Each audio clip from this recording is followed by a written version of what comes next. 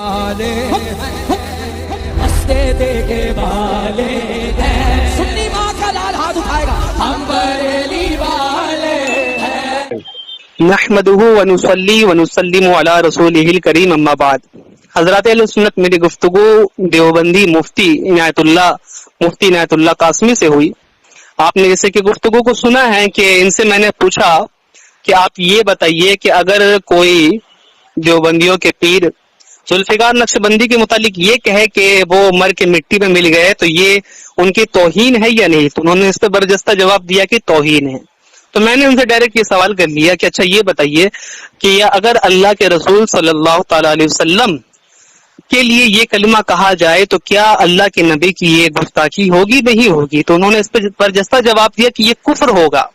ٹھیک ہے، وہاں پہ انہوں نے یہ کچھ نہیں کہا کہ کہنے والا جانے، اس کی مراد جانے، وہ توبہ کر چکا ہے نہیں کر چکا ہے، کوئی تفصیل نہیں کی، ڈائریکٹ اس کو کفریہ کہا، ٹھیک ہے، جو کہ حقیقت میں ہے اور یہی حکم شرع بھی ہے۔ لیکن جیسے میں نے ان کو یہ بتایا کہ آپ کے مولوی اسماعیل دہلوی نے تقویۃ الایمان کے اندر اللہ کے نبی صلی اللہ علیہ وسلم کے لیے یہ بات کہی ہے تو یہ بھی پھر کفریہ ہوگا۔ تو اس پہ انہوں نے کہا کہ مجھے حوالہ چاہیے۔ میں نے ان کا حوالہ بھی سینڈ کر دیا کہ لیجیے حوالہ پڑھ لیجیے۔ حوالہ سینڈ کرنے کے بعد میں نے ان کو بتایا کہ بتائیے جیسا میں کہہ رہا ہوں اگر ویسا لکھا ہے تو یہ کفریہ ہے، وہ ہوگا یا نہیں ہوگا؟ تو اب جو ہے ان کی جو اپنے اکابرین کی انبھکتی میں یہ جیتے ہیں، ان کی انبھکتی جو ہے بالکل غالب آ گئے ان کے اوپر، اور یہ بولنے لگے کہ وہ جانے، ان کا ایمان جانے، وہ توبہ کر چکے نہیں کر چکے، اس طرح کی باتیں اب وہ لے کر آ گئے۔ ورنہ پہلے انہوں نے جو بیان کیا تھا وہ صحیح بیان کیا تھا، وہی حکم شرع تھا کہ ایسا کہنا کفر ہے اور ایسا کہنے والا دائرہ اسلام سے خارج ہے۔ لیکن چونکہ دیوبندی اپنے اکابر کی انبھکتی میں اندھے ہوتے ہیں، ان کو اللہ کے رسول کی عزت کی کوئی پرواہ نہیں ہوتی ہے، ان کو صرف اپنے اکابرین کی عزت کی پرواہ ہوتی ہے، تو اس وجہ سے انہوں نے اللہ کے رسول کی عزت پر اپنے مولوی اسماعیل دہلوی کی عزت کو ترجیح دیا اور اللہ کے نبی صلی اللہ علیہ وسلم کی گستاخی کو برداشت کر گئے اور اپنے مولوی کو یہاں سے بچانے کی ناکام کوشش کرنے لگے۔ خیر، اللہ پاک ہمارے ایمان و عقیدوں کو ان مکاروں کے مکر و فریب اور شر سے بچائے۔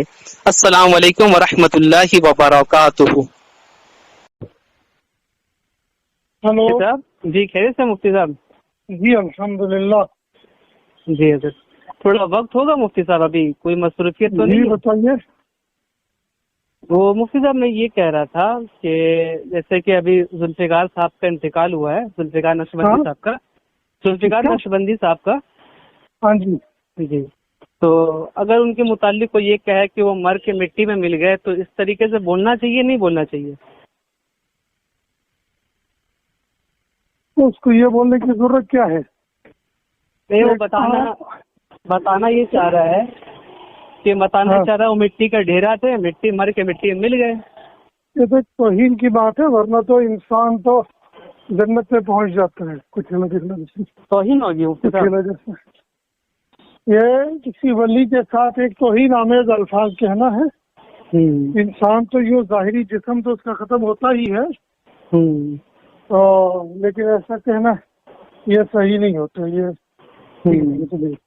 تو نبی کے لیے بھی توہین ہوگی پھر تو یہ نبی کے لیے تو کفر ہے سیدھا، یہ ہے نا۔ اسماعیل دہلوی صاحب نے تقویۃ الایمان میں لکھا ہے کہ اللہ کے نبی مر کے مٹی میں مل گئے، تو یہ بھی کفر عقیدہ ہوگا؟ اسماعیل دہلوی صاحب نے تقویۃ الایمان میں تقویۃ الایمان میں لکھا کہ اللہ کے نبی مر کے مٹی میں مل گئے، تو یہ بھی کفر عقیدہ ہوگا؟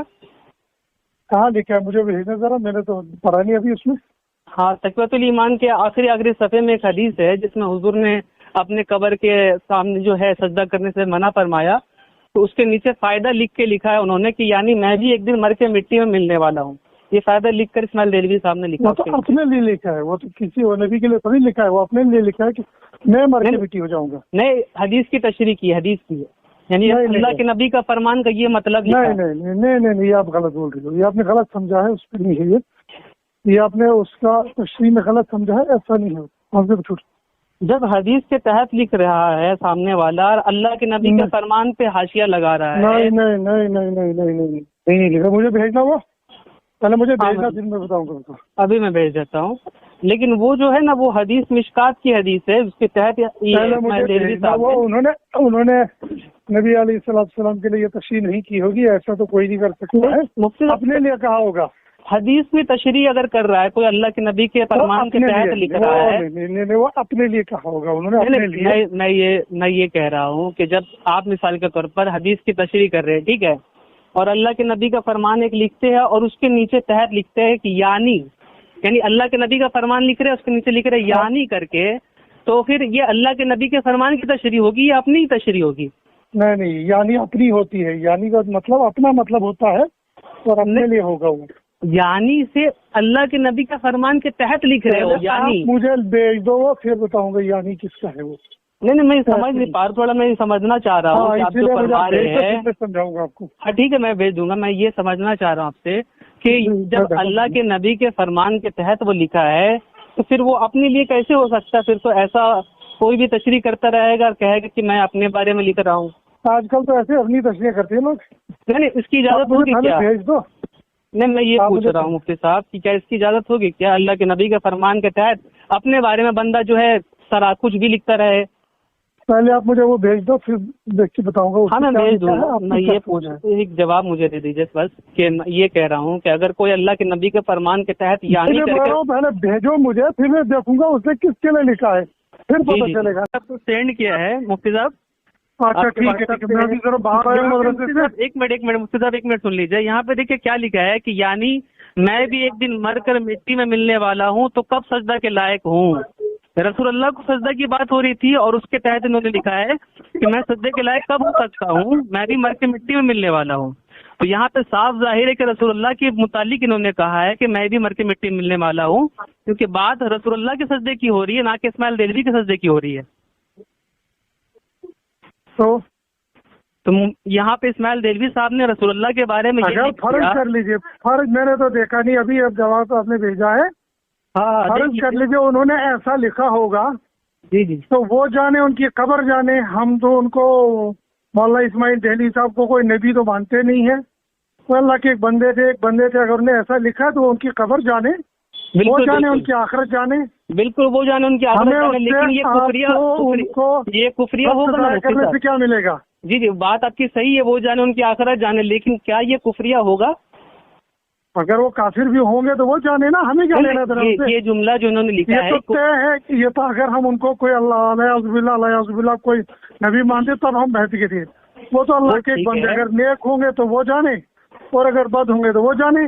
मुफ्ती साहब मैं ये कह रहा हूँ, ठीक है वो नेक होंगे वो जाने, लेकिन क्या ये कुफरिया होगा? ये जुमला वो तब होगा जब मैंने उसका आगे पीछे पढ़ेंगे फिर पता चलेगा। मैं पढ़ी ना, मैं आपको सेंड किया हूँ, आप पढ़ लीजिए। हाँ मैं पढ़ूंगा, मैं अभी बाहर आया हूँ मदरसे से, तो मैं मदरसे में वापस जाऊंगा। चलिए ठीक है, आप पढ़ लीजिएगा। लेकिन अगर जैसा मैं बता रहा हूँ वैसा अगर ये लिखा है तो ये कुफरिया जुमला होगा ना मुफ्ती साहब? अगर मान लीजिए कुफरिया होगा तो आपको क्या जन्नत मिलेगी? नहीं, मैं बस इतना पूछ रहा हूँ कि कुफरिया होगा ना अगर मैं जैसा बता रहा हूँ वैसा लिखा है तो? ऐसा ये फजूल की बहसें नहीं करनी चाहिए, अल्लाह करो। नहीं, मैं ये पूछ रहा हूँ मुफ्ती साहब, जैसा मैं बता रहा हूँ अगर वैसा लिखा है तो वो कुफरिया होगा नहीं होगा?